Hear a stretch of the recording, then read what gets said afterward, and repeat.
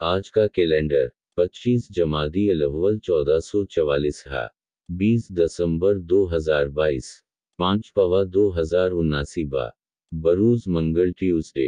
अजान और नमाज की फजीलत।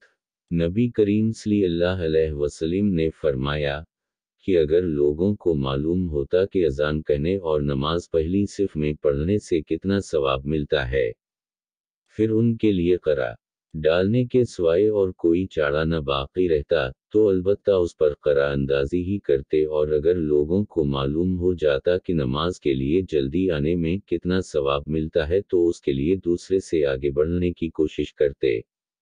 और अगर लोगों को मालूम हो जाता कि इशा और सुबह की नमाज का सवाब कितना मिलता है, तो ज़रूर घुटनों के बिल घसीटते हुए उनके लिए आते। तो नाजरीन, अगर आपको हमारी आज की ये वीडियो पसंद आए तो वीडियो को लाइक और चैनल को सब्सक्राइब ज़रूर कर दीजिएगा।